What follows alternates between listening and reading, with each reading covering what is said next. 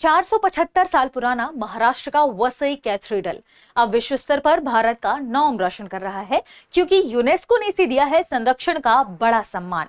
आज के सेशन में हम जानेंगे कि यूनेस्को के द्वारा ये जो संरक्षण का अवार्ड दिया गया है, इसका उद्देश्य क्या है, वसई कैथेड्रल चर्चा में क्यों है और इस चर्च की मुख्य विशेषताएं क्या हैं। आगे बढ़ने से पहले आपके लिए एक महत्वपूर्ण सूचना है। अगर आप घर बैठे यूपीएससी की प्रिपरेशन करना चाहते हैं तो दृष्टि आईएएस लेकर आया है एक बहुत ही शानदार कोर्स, जिसका नाम है studio GS foundation live online course. इस कोर्स की सबसे खास बात है कि इसमें यूपीएससी के लिए जरूरी जनरल स्टडीज के सारे विषय, 2 साल की करंट अफेयर की क्लासेस का एक्सेस, दृष्टि की magazine, printed booklets, best faculty, ये सब कुछ मिल रहा है मात्र 24,999 रुपए में। और अगर आप ये फीस भी एक बार में नहीं दे पा रहे तो इस फीस में भी ईएमआई की सुविधा है। और अगर आपको इस फीस में भी डिस्काउंट चाहिए तो कूपन कोड इस्तेमाल करें गीत कूपन कोड के इस्तेमाल करने से आपको ये कोर्स और कम कीमत में मिल जाएगा। ये कोर्स आपको हिंदी, इंग्लिश और इंग्लिश तीनों मोड्स में मिलेगा। हिंदी इंग्लिश मीडियम तो आप जानते ही हैं, इंग्लिश मींस क्लास हिंदी और इंग्लिश मिक्स में होगी और नोट्स मिलेंगे इंग्लिश में। कहां से खरीद सकते हैं? डिस्क्रिप्शन में लिंक दी गई है। हिंदी, इंग्लिश और इंग्लिश तीनों की आपको 3 लिंक होंगी। आपको जिस भी मोड में चाहिए उस लिंक को क्लिक करें, आप डायरेक्ट कहां पहुंच जाएंगे? दृष्टि लर्निंग ऐप पर। दृष्टि लर्निंग ऐप के स्टूडियो जीएस फाउंडेशन कोर्स पर, वहां पर एक कूपन कोड की स्लाइड होगी, उसे अप्लाई करके आप कम फीस में ये कोर्स प्राप्त कर सकते हैं। इस कोर्स की सबसे खास बात है कि ये 14 महीने का कोर्स है और इसे आप 18 महीने तक अनगिनत बार, जितनी बार चाहे उतनी बार देख सकते हैं। मान लीजिए आपने इस कोर्स को खरीद लिया, फिर आपका मन हो कि आप दृष्टि के किसी ऑफलाइन सेंटर में जाकर ऑफलाइन क्लास करें। आप दृष्टि के किसी भी ऑफलाइन सेंटर में जाकर क्लास करेंगे, वहां की फीस में आपकी ये पूरी फीस एडजस्ट हो जाएगी। इसका मतलब ये कोर्स आपको मिल रहा है बिल्कुल फ्री। तो इस मौके का लाभ उठाइए, क्योंकि यह अवसर सीमित समय के लिए है और एडमिशन शुरू हो चुके हैं। इस कोर्स से रिलेटेड आपको कोई भी जानकारी चाहिए तो 87501 पर कॉल करके आप हमसे संपर्क कर सकते हैं। हमारी टीम आपको इस बारे में पूरी जानकारी देगी। आगे बढ़ते हैं और देखते हैं हमारी आज की खबर को। आज की खबर हमारी संबंधित है महाराष्ट्र से।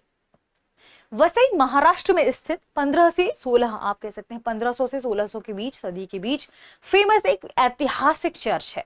ठीक है, इसे our lady of grace cathedral के नाम से भी जाना जाता है।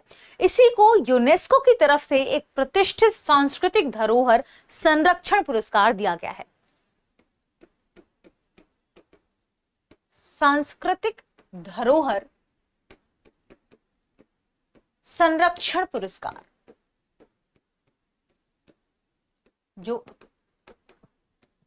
ठीक है, ध्यान रखिए, ये पुरस्कार प्रदान किया गया है। इसे यूनेस्को ने एशिया प्रशांत क्षेत्र में सांस्कृतिक विरासत के संरक्षण से जुड़ी हुई जो इसका अवार्ड है उसी के अंतर्गत दिया है। ध्यान रखिएगा, इसका पूरा नाम क्या है? एशिया प्रशांत क्षेत्र में सांस्कृतिक विरासत के संरक्षण के लिए को लेकर दिया जाने वाला यूनेस्को का अवार्ड। ठीक है, किसे दिया है? वसई महाराष्ट्र में स्थित एक चर्च को, जिसे लोग वसई चर्च कहते हैं। ठीक है, महाराष्ट्र। अब आप इसका रियल नेम भी ध्यान रखें। क्यों? क्योंकि इसे किस नाम से जाना जाता है? Our lady of grace cathedral. ठीक है, ग्रेस कैथेड्रल, ये नोट कर लेना।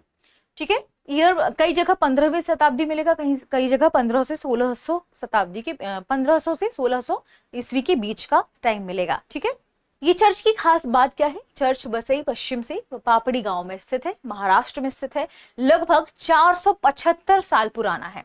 इंपॉर्टेंट बात क्या है? लगभग 475 साल पुराना है। इस चर्च को वहां पर सामुदायिक स्थल पर जो लोग रह रहे हैं, वहां पर जो लोग निवास कर रहे हैं, उन लोगों ने आपस में मिलकर पहले फंडिंग जुटाई है और फंडिंग जुटाने के बाद चर्च को संरक्षित करने की जो पारंपरिक पद्धतियां हैं, पारंपरिक प्रोसेस है, उसी के माध्यम से इस चर्च को संरक्षित रखने का प्रयास उन्होंने किया है। इसके संरक्षण के लिए उन्होंने कार्य किया है। ध्यान रखिएगा, 2025 का यह अवार्ड है। इसे 2025 UNESCO Asia Pacific merit award के रूप में भी जाना जाता है। यह आपको नोट कर लेना है। यूनेस्को की तरफ से एक प्रतिष्ठित सांस्कृतिक धरोहर संरक्षण पुरस्कार इसे माना जाता है। थोड़ा सा हम इस चर्च के बारे में जानते हैं। चर्च वसई पश्चिम के पापड़ी गांव में स्थित है, लगभग 475 साल पुराना है। इसे संरक्षण के लिए सम्मानित किया गया है।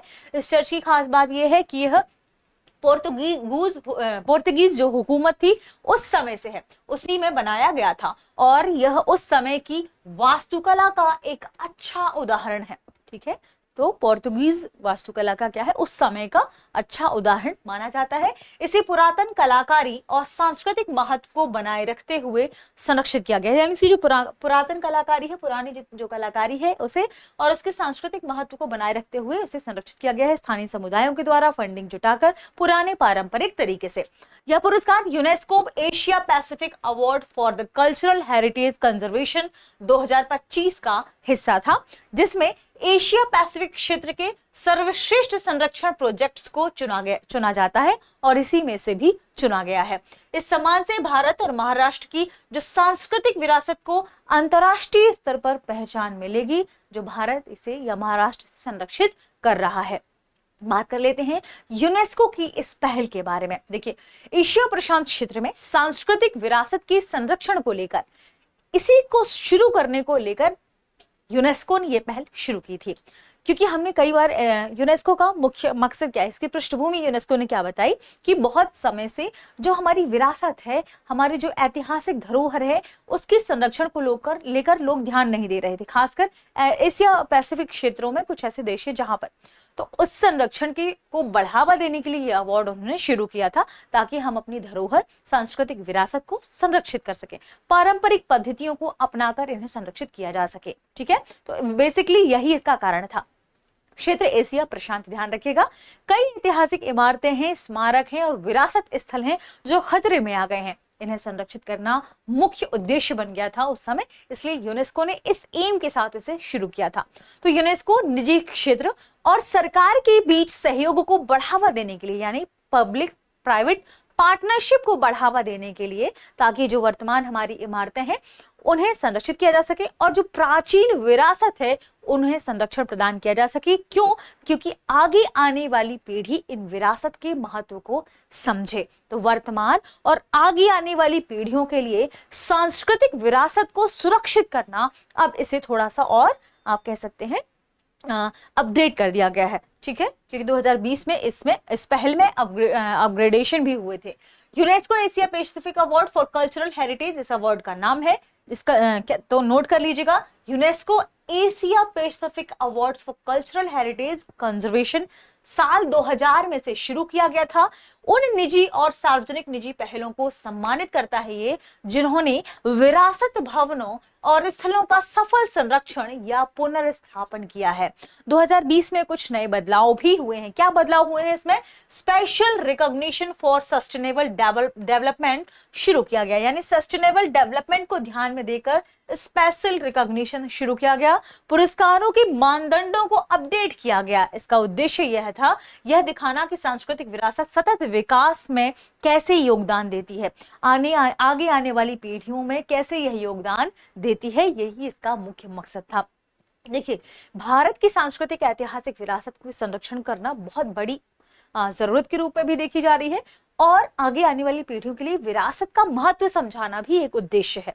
इससे निजी क्षेत्रों को विरासत संरक्षण में थोड़ा सा सक्रिय किया जा सकेगा, सरकार भी इसमें आगे आएगी, युवाओं को इससे जुड़ने का मौका मिलेगा और हमारी सांस्कृतिक विरासत को सतत विकास लक्ष्य से जोड़कर आगे ले जाया जा सकता है, इसे सुरक्षित किया जा सकता है। आगे बढ़ते हैं और थोड़ा सा और समझते हैं इस परियोजना के मुख्य एम क्या है। देखिए, उत्कृष्ट संरक्षण कार्यों की पहचान करना और इसका प्रचार करना पूरे विश्व के लेवल पर, ध्यान रखिएगा, यानी जो बहुत अच्छा काम कर रहा है उसको पुरस्कार देना। ठीक है, संरक्षण कार्यों की पहचान और उसे प्रचार करना, खासकर उन क्षेत्रों से अधिक भागीदारी बढ़ाना जो अभी कम प्रतिनिधित्व वाले हैं, जैसे पूर्वी एशिया, जैसे मध्य एशिया, जैसे प्रशांत देश। ठीक है, अनुसंधान और पेशेवर अनुभव को आदान प्रदान करना, अनुसंधान करना और आसपास के जो भी लोग हैं जो संरक्षण से जुड़े हुए हैं उनमें ये जो प्रैक्टिसेस हैं उन्हें एक दूसरे को साझा करना, संरक्षण क्षमता को मजबूत करना। यूनेस्को अवार्ड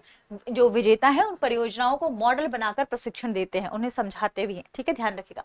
युवाओं की भागीदारी को बढ़ाना, युवा पेशेवरों और आम जनता को विरासत संरक्षण में शामिल करना इसका मुख्य उद्देश्य है।